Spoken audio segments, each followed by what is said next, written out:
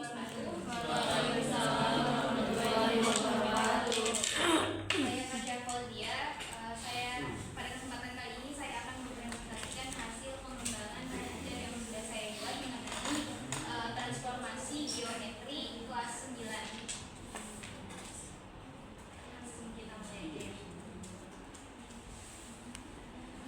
Nah, itu di sini ada capaian pembelajaran di mana peserta didik itu mampu memahami konsep dasar transformasi geometri dan dapat memainkannya dengan kehidupan sehari-hari. Lalu yang capaian kedua itu peserta didik mampu menerapkan berbagai jenis transformasi geometri dalam menyelesaikan masalah matematis, dan yang ketiga itu mengembangkan keterampilan berpikir kritis dan kreatif melalui eksplorasi transformasi pada dan koordinasi.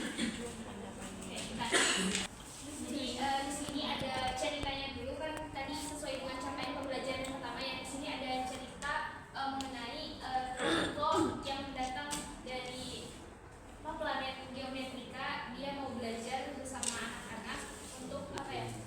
Ini mengaitkan dengan materi transformasi, di mana ada anak yang sedang bermain perosotan, juga ada Nina yang sedang tercermin.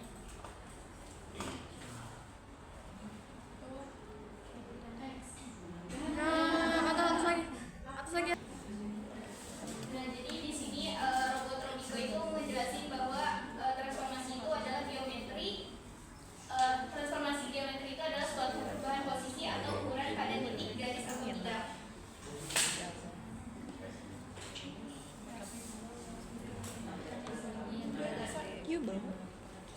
Nah, terus robot Robiko juga menjelaskan bahwa ada 4 jenis transformasi, yaitu translasi, refleksi, rotasi, dan dilatasi. Nah, di sini ada materi terkait transformasi, yaitu ada tadi yang sudah dijelasin sama robot Robiko, ada translasi pergeseran, terus refleksi yaitu pencerminan, dan rotasi itu perputaran, serta ada dilatasi. Mungkin kita ke translasi terlebih dahulu. Dan di sini ada translasi, yaitu suatu perpindahan semua titik pada suatu bidang datar dengan jarak dan arah yang sama. Nah, suatu translasi itu dapat diwakili oleh sebuah ruas garis berarah. Ruas garis berarahnya itu yang titik-titik potong itu. Lalu di sini ada rumusnya, di mana bayangan titik A, X, Y itu akan ditranslasikan. AB adalah A aksen, X tambah A, Y tambah B. Jadi translasi dari AB itu adalah penjumlahan X tambah A, Y tambah B. Nah, untuk dua translasi itu bisa langsung dijumlahkan aja. Jadi untuk dua translasi itu, maka bayangannya itu adalah X tambah A ditambah C, Y ditambah B ditambah D. Di sini ada keterangan juga di mana A, X, Y itu adalah titik koordinat awalnya, dan A aksen X, Y itu adalah bayangan titik A. Dan A itu adalah pergeseran ke kanan, di mana kalau ke kanan itu ke kanan kiri yang sumbu X, di mana kalau ke kanan itu positif dan kalau ke kiri itu negatif. Juga dengan yang B itu sumbu Y-nya, di mana kalau misalnya ke atas itu nanti akan positif dan kalau ke bawah itu negatif.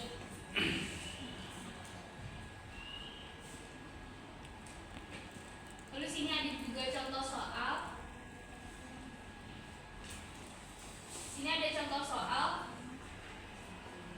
di mana tentukan koordinat titik A aksen, B aksen, dan C aksen. Nah, A aksen A-nya itu kan titiknya itu 8,3, maka bayangannya itu akan ditranslasikan min 8 dan 1, maka bayangannya itu adalah 8 ditambah min 8 itu 0, 3 ditambah 1 itu 4. Maka untuk bayangan A itu 0,4, dan begitu juga dengan B dan C.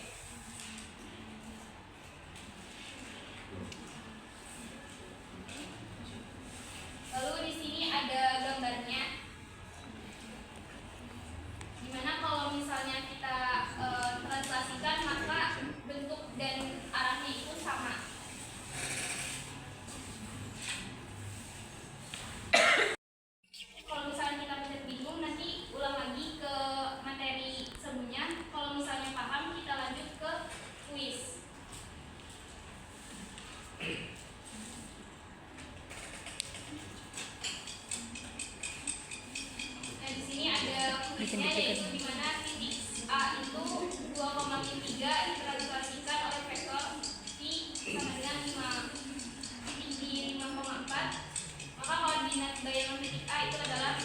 dijawab teman-teman. C. A. C. D. D. Aku D. C. Coba ya D. Tuh kan C. Nah di sini juga ada pembahasannya teman-teman.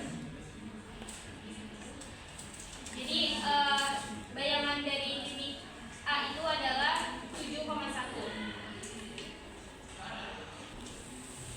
Oke, selanjutnya di sini ada kuis kedua. Prestasi yang ditunjukkan pada gambar di samping dapat dinyatakan dalam bentuk pasangan bilangan. Boleh dijawab? B. B. Coba ya. Kita salah lagi teman-teman. Di sini juga ada pembahasannya juga, di mana prestasi yang ditunjukkan oleh gambar itu kan dari P ke P aksen itu P ke P aksen kan 2, kalau ke kiri ya, ke kiri itu kan 2, berarti ini 2, dan kalau ke atas itu 4.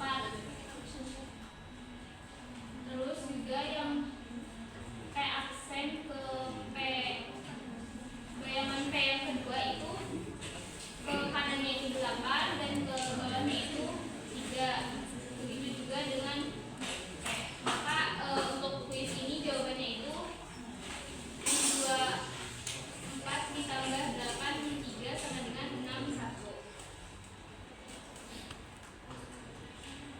Dan di sini ada tombol untuk mengulang. Oke, selanjutnya itu ada mengenai refleksi. Di sini refleksi itu adalah perpindahan titik koordinat suatu objek ke arah dan jarak tertentu, namun perpindahannya itu bersifat seperti cermin. Jadi ada itu koordinat di gambar itu. Jadi koordinat sumbu x-nya itu sumbu y-nya itu sebagai cerminnya. Jadi untuk bayangan A itu akan jaraknya itu sama dengan titik A ke sumbu Y, begitu juga dengan B dan C. Sini ada rumus umumnya juga. Ada yang pertama itu refleksi terhadap sumbu X, di mana pencerminannya itu jadi X, min Y, dan juga di sini ada refleksi terhadap sumbu Y, di mana pencerminannya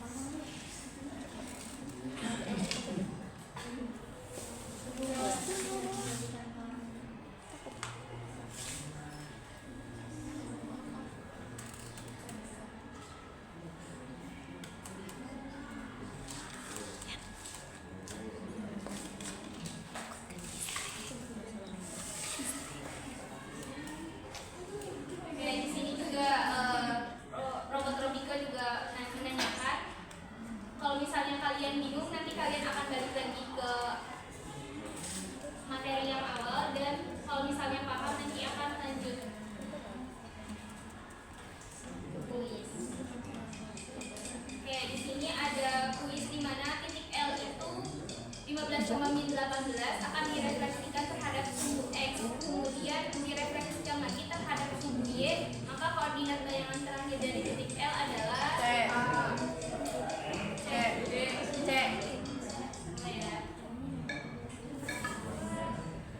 Salah ternyata teman-teman. Di sini juga ada pembahasannya.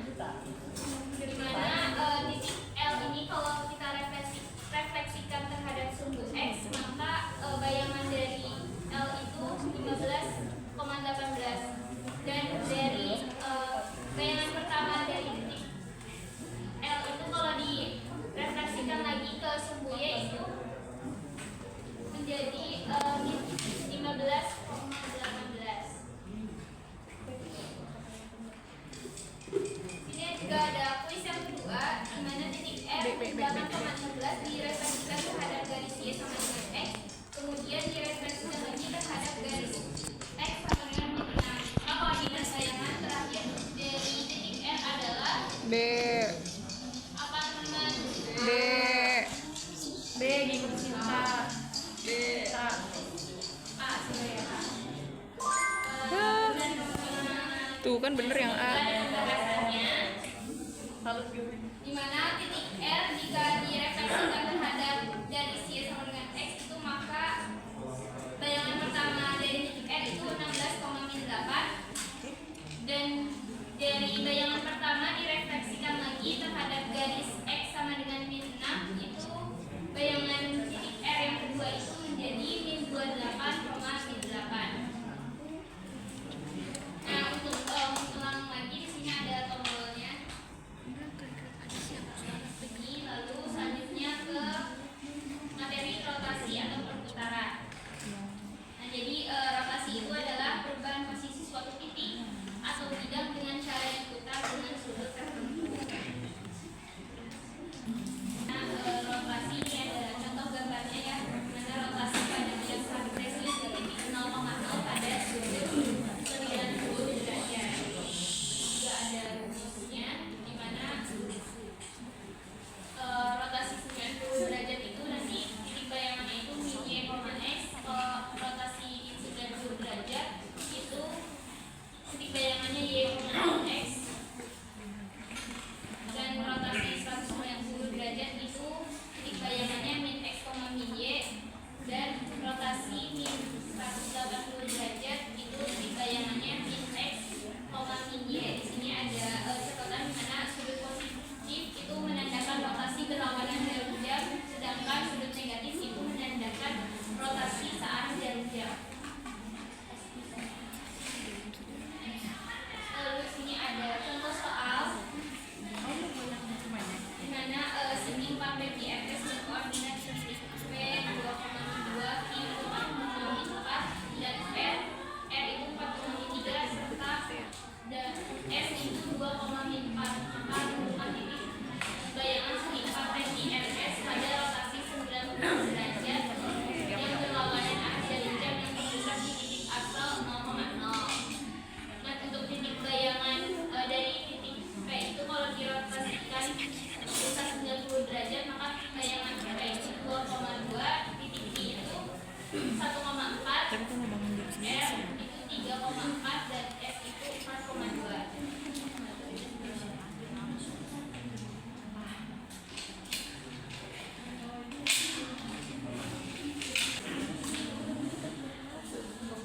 Paham. Oke, kalau misalnya paham nanti sama kayak yang sebelumnya juga, kalau paham kita lanjut ke kuis. Kenceng banget paham. Yes. Paham banget. A. C. D. C. Ya. Udah D aja D. C. Kan? Oke, sampai ke pembahasannya. Ya lanjut. Paham. B. B ya. B. Nah, di sini Teta. juga ada pembahasannya. Ini juga ada tombol aduh, Lalu kita selanjutnya pengendali dilatasi. Jadi dilatasi adalah suatu transformasi yang mengubah oleh suatu objek atau benda bisa memperbesar atau memperkecil suatu bangunan. Di sini juga ada gambarnya. Kita ke rumus umum. Jadi rumus umumnya itu